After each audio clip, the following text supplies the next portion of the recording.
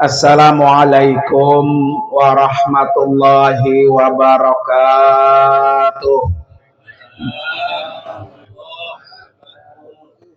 Bismillahirrahmanirrahim. Alhamdulillah. Alhamdulillahilladzi hadana ilal imani wal islam. Wa khassana bi syari'ati sayyidina Muhammadin khairil anam. Ashhadu an la ilaha illallah wahdahu la syarikalah.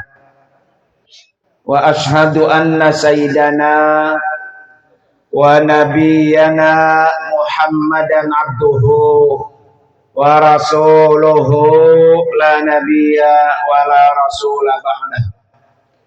Allahumma fasalli wa sallim wa barik ala sayyidina Muhammadin wa ala alihi wa ashabihi ajma'in, amma ba'du. Hadratil mukarramin wal mukarramat, para bapak dan ibu, wabil khusus yang sama-sama kita hormati dan kita doakan sahibul hajah, sahibul bait, yaitu Bapak Agus Waluyo dan Ibu Rifatul, yang malam ini mengundang kita untuk mendoakan putra beliau yang bernama Arsyaha Virendra Sakib yang akan diakikahkan pada malam hari ini. Kita doakan khusus untuk Ananda Arsyaha Virendra Sakib menjadi anak yang soleh, anak yang pintar, anak yang berakhlak, rezekinya banyak, hidupnya bermanfaat, dan akan bisa membawa ibu bapaknya masuk ke dalam surganya Allah Subhanahu wa ta'ala. Yang juga sama-sama kita hormati para guru-guru kita.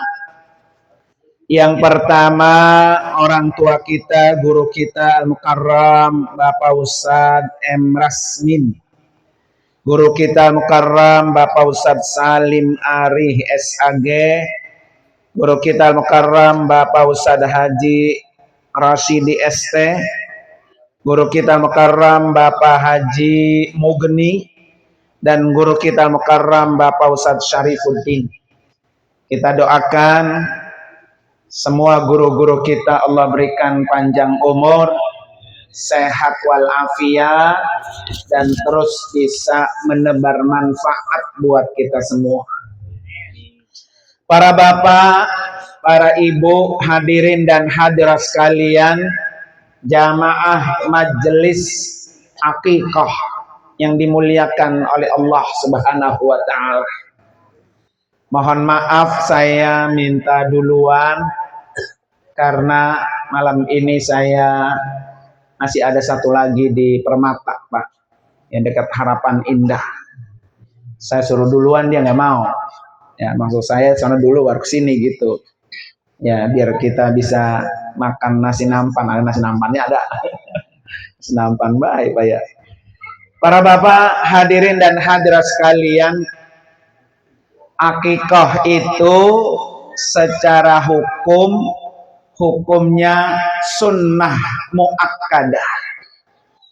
Sunnah muakkadah itu, Pak, artinya sunnah yang sangat dianjurkan. Jangan sampai kalau ada rezeki mah anak jangan sampai nggak diakekain. Karena dia sunnahnya sangat dianjurkan Nabi. Yang kedua, kata Nabi, kullu gulamin rahinatun bi'aqiqatihi.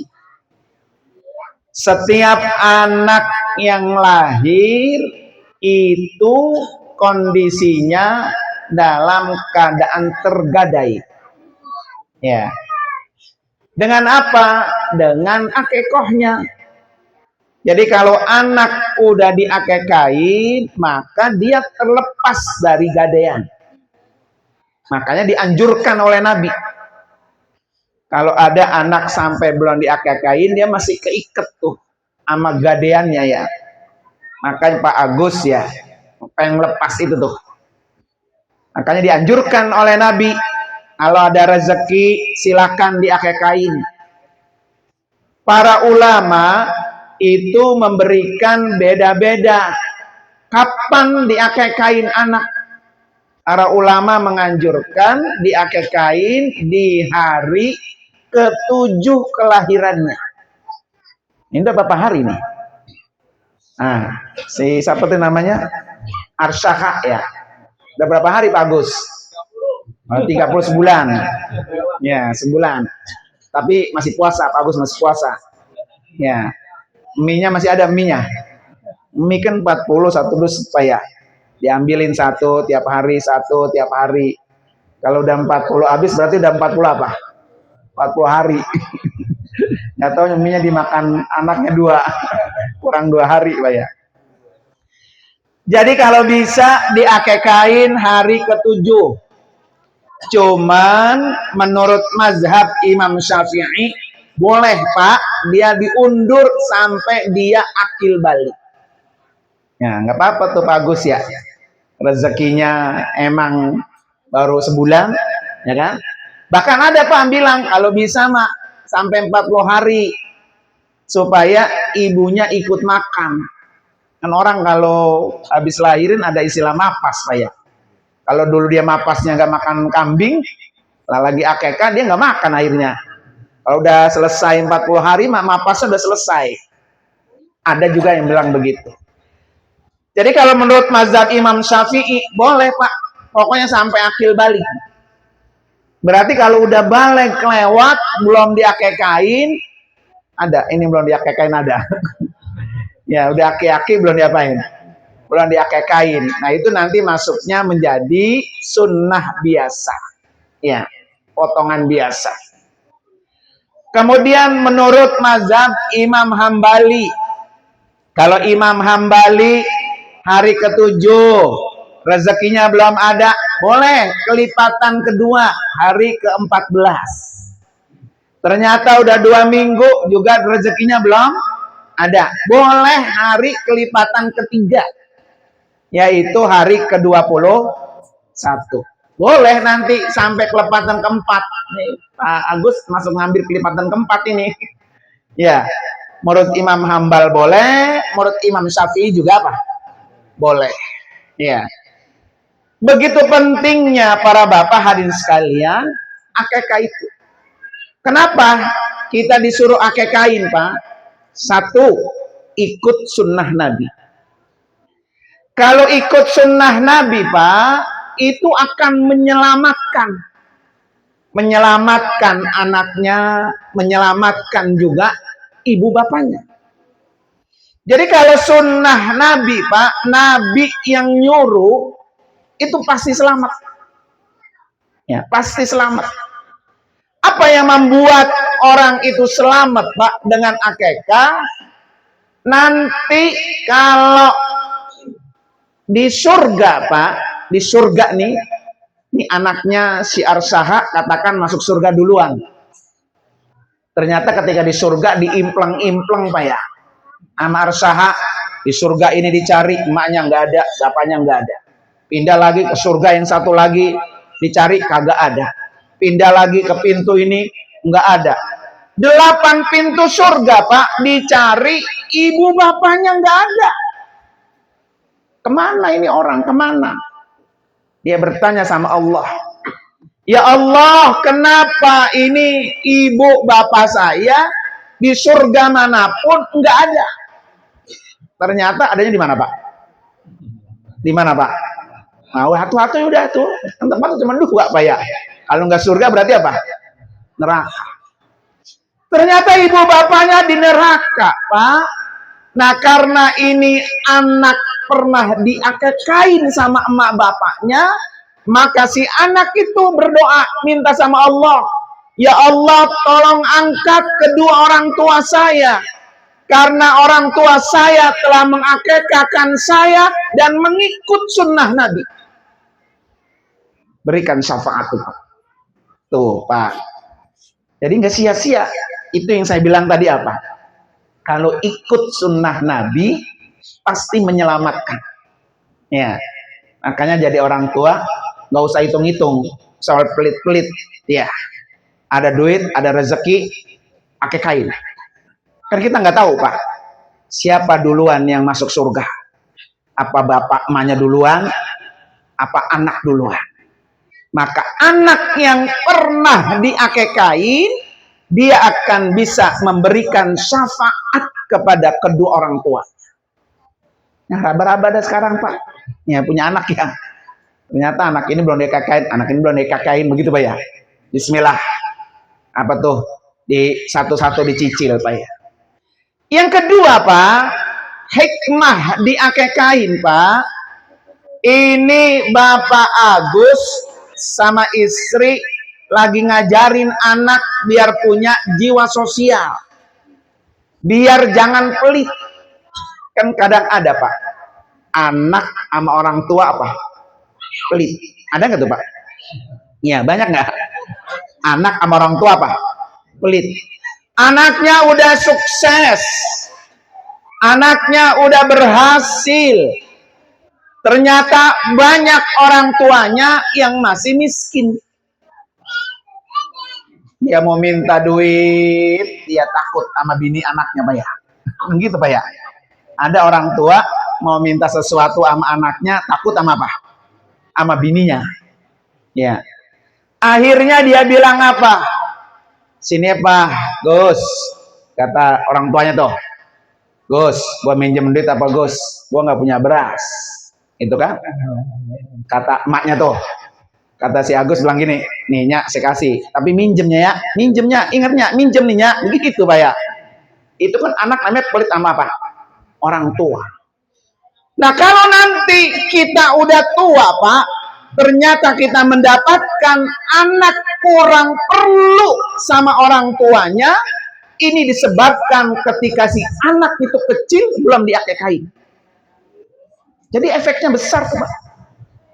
Ya, nanti kalau ada kita rada-rada pelit sama orang tua Pak ya, berarti saya dulu belum diakekain nih, gitu Pak. Makanya kita selaku orang tua nih, karena kita Pak lagi seger, karena mah muda seger Pak ya. Nanti kan kalau udah tua, kayak guru kita begini, udah sepuh, kan butuh bantuan anak, butuh dipapah sama anak, butuh disopang gitu ya, ditopang ekonominya sama anak. Tapi anak ternyata nggak perlu Pak sama orang tua, karena waktu dia kecil anak-anaknya orang tuanya nggak perlu mengakekain. Nah itu diantara hikmah Pak. Kenapa kita dianjurkan oleh Nabi untuk mengakekahkan anak, supaya anak itu perlu sama orang tuanya saat orang tuanya sudah apa? Udah tua. Kan kalau sekarang mah bocah sebulan begitu Pak ya, nggak ngeh kalau bapaknya ini perlu apa enggak gitu. Tapi nanti dia akan kerasa Pak, orang tuanya ini Pak Agus perlu enggak sama anaknya. Ternyata perlu, sejak kecil udah diakekain. Nanti kalau udah tua Pak Agusnya, anak akan perlu sama orang tua. Sebab orang tua telah mengakekahkan anak. Tuh Pak, jadi hari ke-7 diakekain. Yang kedua diapain Pak? Dikasih nama. Ya. Kasih nama seperti nama siapa tuh? Nabi. Kalau bisa, kalau enggak Abdullah, kalau enggak Muhammad. Makanya Pak Agus tambahin depannya ada Muhammadnya. Supaya apa? Karena nama itu Pak, dia akan dipanggil pada hari kiamat sesuai dengan namanya. Kira-kira malaikat nanti kalau manggil ribet kagak tuh namanya dia. Gitu. Ya. Maka tambahin depannya Muhammad depannya. Ya Muhammad Arsaka Virendra Sakit gitu. Ya. Supaya apa Pak? Supaya kita tafaulannya kepada Nabi Muhammad sallallahu alaihi wasallam. Ya, nanti kan kalau dia dipanggil Muhammad, Muhammad, nah gitu Pak. Sama seperti nama Rasulullah, biar bisa memberikan syafaat. Kalau nggak Muhammad, di Ahmad gitu. Kalau nggak Ahmad, di Abdullah. Maka boleh Ahmad, Arsaha, Virendra, Sakib gitu.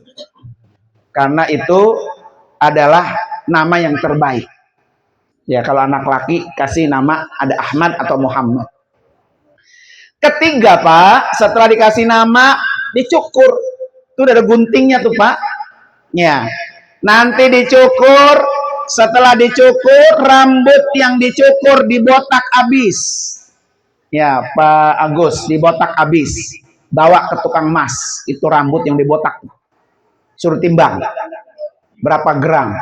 Ternyata karena rambutnya gembel ada 2 gram. Berarti sekarang berapa? 2 juta. Ya. Yang 2 juta infakin. Gitu, sedekahin. Kemana kek? Buat anak yatim kek? Buat masjid kek? Buat majlis taklim kek? Nggak apa-apa. Pokoknya nanti rambut yang dibotak, kemudian ditimbang di timbangan gram emas, berapa gram, hargain harga emas. Kalau ternyata harga emasnya 1 juta 1 gram, dan rambutnya 1,5 gram, berarti 1,5 juta, infakin tuh. Sedekain atas nama siapa? Arsaha. Biar dia punya jiwa sosial. Bahkan nih, bagus ya. Kalau pakai Nur Ali, ini anaknya si Arsa udah pernah dibotak belum? Belum, ya. Besok kalau botak, itu kalau nyukur botak, bagus ya, hari Rebo. Kalau pakai Nur Ali, 40 Rebo, Pak. 40 Rebo. Jadi Rebo ini botak, besok Rebo depan botak lagi. Tuh, sampai 40 kali. Semua tuh anak-anaknya kayak Nur Ali begitu, sama cucu-cucunya tuh. Ya ini jangan sampai ketinggalan ini. Saya udah ketinggalan Pak saya. Karena taunya anak saya udah gede-gede. Ya, botak sekarang anak agak mau anak-anak. Ya. Jadi pakai Nur Ali tuh Pak, ngebotak anaknya, cucu-cucunya 40 kali Rebo. Kenapa Pak hari Rebo? Itu pertanyaannya. Ya. Karena ada satu riwayat begini Pak. Ma min syai'in budi'a fi yaumil arbi'a illa waqad tamma. Segala sesuatu yang dimulai pada hari Rabu, ya, dimulai pada hari Rabu. Halo? Halo? Anu. Jadi segala sesuatu yang dimulai pada hari Rabu, maka dia punya nilai sempurna. Jadi kalau pengen si Arsaha ini ya menjadi anak yang sempurna, nah mulai besok tuh botak pertama hari Rabu, terus botak kedua Rabu, botak ketiga Rabu, sampai 40 kali bagus. 40 kali botak, 40 kali Rabu. Walaupun dia baru tumbuh dikit-dikit, botak lagi. Ya. Jadi kalau pengen punya nilai sempurna, maka mulai hari Rabu. Termasuk bapak-bapak nih, kalau nyekolahin anak, ya, mau balik ke pondok, mau sekolah, masukin hari Rabu. Mau buka taklim Pak, mau nempatin rumah, mau buka usaha, Pak ya, buka apa warung, buka apa usaha, bukanya hari apa? Rabu. Karena dia punya nilai apa tuh? Sempurna. Yang kedua Pak, hari Rebo itu Pak, hari diciptakannya cahaya. Jadi cahaya nih Pak, terang, siang itu terang, lampu itu terang, itu Allah ciptakan pada hari apa? Rebo. Makanya kalau kata orang mak, biar otaknya terang begitu. Ya dulu begitu ya, biar otaknya terang, sini gue botak loh, begitu. Maka besok Pak Agus botaknya Rebo, biar di otaknya betul. Cerdas, terang gitu Pak, pinter. Ya.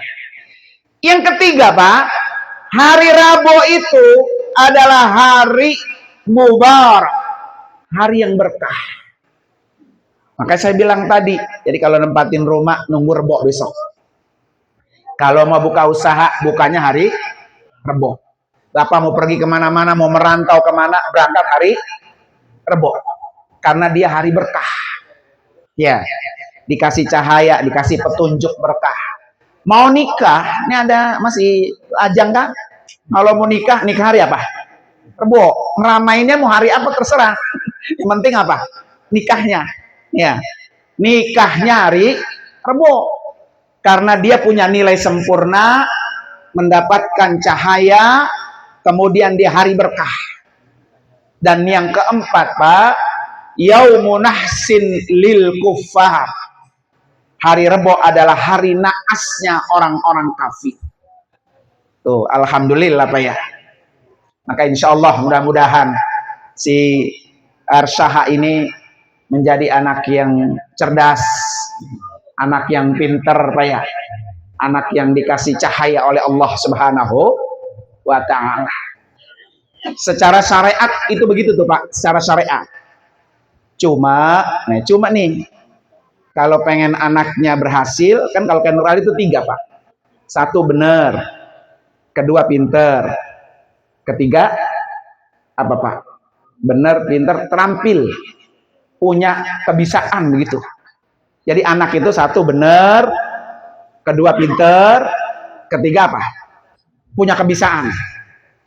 Kadang orang Pak pinter doang, kagak bener, kebelinger. Kadang orang bener, gebleg, geblegin orang mulu, gitu Pak ya. Kemudian pinter, bener, kagak ada kebisaannya, juga kagak kepake. Udah itu bocah mak, kolanya mah pinter kolanya. Mana bocahnya bagus banget alaknya ya. Suruh baca ini kagak bisa, suruh MC kagak bisa, baca moli kagak bisa, Pak ya, kagak ada kebisaannya. Makanya Pak Nur Ali itu 3 Pak. Cetak anak yang bener, cetak anak yang pinter, cetak anak yang punya apa? Kebisaan. Terampil kalau kata bahasa kerennya mah. Bagaimana nih orang tua supaya dapat 3 poin ini? 1, jangan pernah dikasih yang tidak halal. Ya, anak itu kan Arsaha ini ibarat botol Pak, botol kosong. Jangan pernah diisi air comberan. Ya. Jangan pernah diisi air yang tidak bagus. Ini disuruh ngaso kali depan. Ya, orang udah ngebel bet tuh. Udah ngebel bet ya. Ini tuh udah ngebel baik. Lah orang saya baru nyampe di Musola Al Amin udah dibel. Jangan lama-lama, 5 menit aja, 5 menit begitu. Jadi untuk mencetak 3 poin ini Pak, 1, empanin itu anak yang halal. Karena kalau halal Pak, dagingnya tumbuh, tulangnya tumbuh, Pak ya, maka dia tumbuh dari yang apa? Halal. Nanti dia akan gampang Pak ke depannya.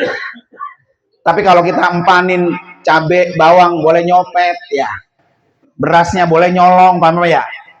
Ya, ya udah jadi anak yang apa tuh? Yang benar. Jadi tugas kita orang tua Pak, dikasih botol kosong, isi kalau perlu airnya tuh Pak, air Zam-Zam. Ketika diminum menjadi sehat, yang sakit menjadi sembuh, yang geblek jadi pinter. Itu tuh kasih air Zam-Zam. Ibarat begitu, kasih yang terbaik selaku orang tua. Ya. Yang kedua Pak, bekali dia ilmu agama. Karena orang kalau sudah punya ilmu agama Pak, maka dia bisa jalan sendiri. Makanya Pak Gus, kata Nabi apa?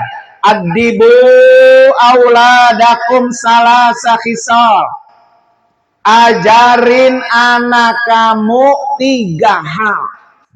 1, hubbu nabiyikum, cintanya sama nabi kamu. Ya, coba anak sekarang Pak. Kalau anak dulu mah kita guru ya, masih MI, ngapalnya nabi yang 25. Apa? Anak sekarang? Belum tentu Pak. Ya, dulu mah ngapal nabi 25 itu Adam, terus sampai Muhammad apa? Malaikat yang 10 apa? Sekarang jarang Pak. Ya, apalagi kalau sekolahnya bukan di sekolah madrasah. Ya udah nggak ketemu-temu dah. Ini jangan sampai Pak, anak kita kagak cinta sama Nabi kita, Nabi Muhammad. Kenapa Nabi Muhammad itu Pak paling utama diajarkan kepada anak kita? Karena ajaran Islam itu jalurnya turunnya dari tangan Nabi Muhammad. Kita kenal Islam Pak, kenal sholat, kenal puasa, kenal Allah gitu Pak ya. Itu dari Nabi Muhammad. Maka kita harus ajarkan tuh siapa Nabi Muhammad, siapa bapaknya, siapa emaknya, bagaimana perjuangan Nabi Muhammad, Pak ya. Terutama akhlak Nabi Muhammad, Pak, akhlaknya itu harus kita perkenalkan. Ya. Nanti anak itu, Pak, akan mencontoh, dia akan menjadi idola. Kan anak sekarang, Pak, salah mengidolakan. Idola terbaik cuma satu, Pak, Nabi Muhammad. Makanya Allah sebut dalam Al-Quran apa? Uswatun hasanah. Uswatun hasanah itu adalah apa Pak? Contoh terbaik, idola terbaik. Jadi kalau ditanya, tong, idola lu siapa? Nabi Muhammad. Gitu Pak. Jangan sampai idolanya disebut artis ini, artis ono. Jangan Pak. Itu bahaya tuh. Kenapa kalau kita ngidolain ke orang Pak berbahaya selain Nabi Muhammad? Karena yang namanya manusia selain Nabi Muhammad Pak pasti ada salahnya, pasti punya dosa. Tapi kalau idola kepada Nabi Muhammad nggak pernah berbuat dosa, Nabi Muhammad nggak pernah berdusta, Nabi Muhammad nggak pernah nyakitin orang, Nabi Muhammad orangnya sangat mulia dan dimuliakan oleh Allah. Bahkan Nabi Muhammad disebutkan sebagai cahaya. Anta syamsun, anta badrun, anta nur, fauqa nur, anta misbahun sudur. Itu Nabi Muhammad. Beliau itu seperti matahari. Kita kan tiap hari butuh matahari, Pak. Kalau nggak ada matahari, Pak, kita nggak hidup. Karena dari matahari, dialah yang memberikan kita kekuatan hidup. Dan si matahari, Pak, ketika bersinar, dia nggak pernah pilih-pilih. Kata matahari, gua mah bersinarnya buat orang yang beriman sama Allah aja. Enggak. Tiap hari kan matahari keluar, Pak. Yang beriman dapat sinar matahari. Yang kafir juga dapat sinar matahari. Yang sering bermunajat sama Allah dapat. Yang sering ngatain Allah, jelek-jelekin Allah, kayak siapa Pak? Donald Trump umpamanya ya. Tetap dapat apa? Sinar matahari. Jadi matahari nggak pernah pilih kasih ketika memberi. Anak kita Pak pengen kayak matahari. Kalau mengasihi sama orang nggak pernah pilih-pilih dia. Empengnya, engkongnya, pamannya, encingnya, semua sama. Semua dikasih sama dia. Itu mencetak anak biar jadi apa tuh? Seperti matahari. Nabi Muhammad juga Pak seperti bulan. Karena bulan itu ketika bersinar juga nggak pernah pilih kasih. Kita Pak yang di darat nih kita, kayaknya kita kurang tapi butuh sama sinar bulan Pak ya. Biasa aja gitu maksudnya. Bapak pernah nggak? Alhamdulillah ini ya diterangin sama bulan, begitu nggak? Coba Pak, kalau ada yang profesinya nelayan, itu paling butuh sama cahaya apa tuh? Bulan. Karena orang Pak, kalau nelayan itu Pak, jam segini udah jalan nih. Dia ke laut. Ya, pulang pagi Pak. Pagi Pak pulang. Dan di laut itu Pak, ternyata rame Pak, rame. Karena semua orang pada turun ke laut untuk nyari apa? Ikan. Dan itu berkat cahaya Pak. Bulan. Apa bulan pernah pelit begitu ya? Udah gue ngasih cahaya buat orang yang taat aja sama Allah. Enggak. Jadi kita punya anak tuh seperti bulan Pak. Makanya kalau ada orang cakep banget Pak, bersih, bersinar, ya Allah, mukanya kayak bulan purnama gitu Pak ya. Jadi anak kita itu seperti bulan purnama. Nah, anta nur, Nabi itu cahaya. Cahaya itu artinya apa, Pak?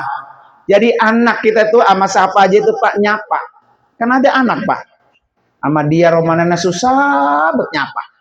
Sama dia merengut, sama dia agak negor gitu. Ada tuh anak begitu Pak, diem baik. Tapi bagaimana anak ini ketika ketemu orang udah bercahaya. Nah makanya ini tugas kita selaku orang tua ya, terutama Pak Agus dah ini yang masih muda, masih berjuang Pak ya, berjuang anak-anaknya biar semuanya bisa menjadi cahaya, terutama cahaya Allah. Makanya mulai dari besok nih di botak pertama Pak Agus hari Rebo, biar betul-betul menjadi anak Pak bercahaya. Ya, jadi yang kedua tuh kasih makan yang baik, kemudian ajarin ilmu agama. Yang kedua Pak, kan adibu auladakum ya, cinta kepada Nabi, hubbu ali baitih. Yang kedua cinta kepada keluarga. Yang ketiga Pak, hubbu tilawatil Quran. Jadi ajarin Pak Agus anak bisa baca Al-Quran. Ini PR pertama. Kenapa kalau kita nanti mati orang tua, anak nangis depan jenazah kita, bukan hanya nangis, tapi sambil baca Al-Quran. Tapi kalau anak kita nggak bisa baca Al-Quran, Pak, nangis doang. Nangis depan jenazah kita. Kata kita yang mati ya, lu bantuin gua Quran, bantuin gua gitu kata yang mati. Men dia kagak tahu aja Pak. Maka tugas orang tua itu adalah bagaimana anak bisa baca Al-Quran. Ya Pak ya. Kalau kita nggak bisa Pak ngajarin, taruh anak itu di lembaga-lembaga Al-Quran. Kalau kita nggak bisa ngajarin, taruh di lembaga-lembaga Al-Quran. Biar anak semua bisa baca Al-Quran. Jangan sampai nggak bisa Pak. Kalau anak apa yang nggak bisa baca Al-Quran, kiamat itu Pak, kiamat. Dia sholat itu pakai apa Pak? Al-Quran. Bagaimana dia bisa sholat kalau anaknya nggak bisa baca apa? Al-Quran. Maka bawa sono Agus ajar Al-Quran. Kalau perlu sono pondokin, jauh-jauh pondokin. Ya pondokin masih sejak belia pondokin. Taruh di pondok pesantren Al-Quran. Sekarang mah banyak Pak di Kudus tuh Pak. Masih usia TK. Masih usia TK udah pada hafal Al-Quran. Emang nggak tega Pak, emang nggak tega. Kita sebagai orang tua melepas anak masih SD, lulus TK, udah apa? Udah ditaruh di lembaga apa? Pondok pesantren. Ya. Tapi nanti ketika dia bisa baca Al-Quran Pak, kita soal orang tua udah lepas kewajiban. Saya udah warisi dia Al-Quran. Dan mewariskan Al-Quran lebih baik daripada mewariskan harta. Harta mah Pak, mau segunung juga kalau diwarisin, habis nggak? Bures. Ujung-ujungnya pada marah, sama berantem sama keluarga. Tapi kalau diwarisin Al-Quran, maka anak itu akan bisa memakaikan mahkota kepada bapak emaknya di dalam surga. Jadi Pak Agus ya sama istri kalau pengen disematkan mahkota sama anaknya, hafalin tuh anak biar bisa hafal Al-Quran. Nih saya kasih amalan Pak. Yang pasti pada punya anak nih ya, anaknya yang kecil-kecil, yang gede-gede juga nggak apa-apa, yang udah pada tua. Paling kagak nanti kalau anak nggak ada yang hafal Quran, harapannya siapa? Cucu. Saya punya ijazah Pak, diijazahkan. Jadi kalau pengen anaknya bisa hafal Al-Quran, setiap habis sholat subuh, suruh baca surah Alam Nasrah Pak, 9 kali. Alam nasrah laka sadrak wa wada'na anka wizrakal ladzi qad zahrak wa rafa'na laka dzikrak fa inna ma'al usri yusran inna ma'al usri yusra fa idza farag tafansab wa ila rabbika farghab. Ini Pak Agus nih, saya kasih amalan. Baca 9 kali setiap habis sholat subuh. Sebelum baca Alam Nasrah, Pak, sebelum baca Alam Nasrah, baca Fatihah dulu. Satu anak, satu Fatihah. Satu anak, satu Fatihah. Ini Pak Agus anak keberapa nih? 3. Berarti 3 Fatihah, Pak. Apa yang dibaca? Al-Fatihata lin-najah wassalama wassa'adah wal barakah wal karamah. Sebut namanya anak itu. Dan sebut binnya. Bin anak itu, Pak. Walaupun nama kita sendiri, anak kita sendiri. Sebut. Kemudian wabalig muradahu, kalau dia laki-laki, bil mumtaz ijahi Sayyidina Muhammadin Mustafa Rasulillah sallallahu alaihi wasallam wa bi barakatil Fatihah. Satu anak tuh, Pak. Baca lagi anak yang kedua. Al-Fatihata lin-najah wassalamah wassa'adah wal barakah wal karamah. Sebut anak itu. Kalau dia perempuan, wa baligh muradaha bil mumtaz bijahi Sayyidina Muhammadin Mustafa Rasulillah sallallahu alaihi wasallam wa bi barakatil Qur'anil Fatihah. 2 tuh, Pak. Terus nanti 3. Kalau anaknya 7 ya 7 Fatihah. Jangan digabung. 1 Fatihah 1, jangan. 1-1. Kalau pengen anak bisa hafal Al-Qur'an. Bagaimana engkongnya? Engkong begini ya. Nggak apa-apa cucu. Cucu sebutin kong cucu. 1, 1, 1, cucu si Anu, cucu si Anu. Ya nggak apa-apa, biar 12. Ya. Ustadz Maulana, Pak. Ustadz Maulana yang di Trans 7 ya. Kemarin kan saya undang ke Maulid di tempat saya, Pak. Beliau itu tiap habis subuh 30 Fatihah. 30, Pak. Jadi kagak terburu-buru baik. Begitu, Pak ya. Ternyata, Pak, karena banyak disebutin, terburu-buru mau kerja, nggak apa-apa, nggak habis subuh. Ntar sebutinnya lagi habis duha. Boleh, habis duha, boleh. Yang penting jangan sampai putus. Setiap hari baca. Setiap hari baca. Saya juga sama, Pak. Anak saya kan, paling gedenya itu tuh. Paling tuanya itu. Masih ada kecil-kecil ke belakang. Ya, kita apa? Terus kita doain dalam rangka itu celengan kita. Kalau nanti kita apa? Mati. Minimal kalau gua mati, lu bukan nangis doang. Lu bisa bacain gua apa tuh? Al-Qur'an. Tiap habis sholat, lu bisa kirimin gua apa tuh? Fatihah. Kirimin doa. Kalau anak kita bisa baca Al-Qur'an. Jangan pikirin warisin harta, jangan. Ya. Nanti kalau dia bisa Quran, Pak, hafal Quran, harta yang datang sendiri. Harta datang sendiri. Saya punya murid tuh, Pak, dari Wates, dulu di atap pos sekolah. Iya, bocahnya pinter, Pak ya, akhlaknya bagus. Makanya akhlak gua pertama. Kemudian orang susah, Pak. Dari Wates dia akhirnya jadi merebut masjid musola Al-Barkon, Ujung Harapan Al-Baqiyah sono. Jadi merebut dia sambil sekolah pulang situ ke Al-Barkah, besok sekolah lagi ke At-Taqwa. Wali kelasnya saya. Ya. Ngapal Qur'annya sama saya dulu. Waktu lagi masih sekolah. Emang bocah rezekinya cakep, Pak ya. Dia berangkat, Pak, ke Mesir.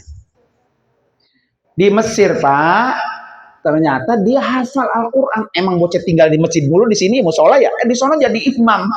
Di Mesir jadi imam masjid, Pak. Supaya dia bisa dapat duit, gitu maksudnya. Emang suaranya enak, hafal Al-Quran juga, menjadi imam di masjid. Jarang-jarang, Pak, orang Indonesia. Setelah itu, Pak, ada daurah tahfiz Quran, Pak. Daurah tahfiz Quran, dia ngikut. Ternyata ada peserta lain, kayak kita peserta nih ya. Kan ngobrol-ngobrol, masih perjaka. Lalu udah tuh, Pak, sama istrinya yang ikut dibujukin jadi mantu. Nah sekarang, Pak, mertuanya punya pondok pesantren tahfiz Quran di Megamendung. Sekarang dia megang tuh. Sampai enak begitu, Pak. Ya, saya kemarin datang ke Megamendung itu mau belajar. Dia udah punya pesantren, terusin pesantren mertuanya. Ya, khusus tahfiz Quran. Ya, nah Bapak tuh boleh tuh. Nanti Pak Agus kalau aku gede pengen sekolah di Megamendung, bilang aja sama saya. Karena pimpinan pondok pesantrennya itu murid saya. Dulu dari Wates, Pak. Sekarang udah pimpinan pondok pesantren Al-Mutkin namanya, apa Al-Itqon gitu ya. Saya lupa nama itu. Nah, itu kalau kita warisin apa? Al-Qur'an. Ya, warisin harta maya habis. Mudah-mudahan Pak ya, malam ini kita doain nih anaknya Arsyaha Fiendra Sakib. Ya, kalau belum ada aktenya mah tambahin Ahmad atau Muhammad. Ya, biar dia nyampe kepada Rasulullah Sallallahu Alaihi Wasallam. Malam ini kita doain Pak, biar menjadi anak yang benar, anak yang pintar, anak yang punya kebisaan. Ya, anak yang ahli Al-Quran, biar bisa memberikan syafaat kepada kedua orang tuanya. Ala hadini al-Fatihah. A'udzubillahi minasyaitonirrajim. Bismillahirrahmanirrahim. Alhamdulillahirabbil alamin, arrahmanirrahim, maliki yaumiddin. Iyyaka na'budu wa iyyaka nasta'in. Ihdinas siratal mustaqim. Siratal ladzina an'amta 'alaihim ghairil maghdubi 'alaihim waladdallin. Amin. Fatihah yang kedua Pak, saya mohon dibacain Fatihah Pak ya.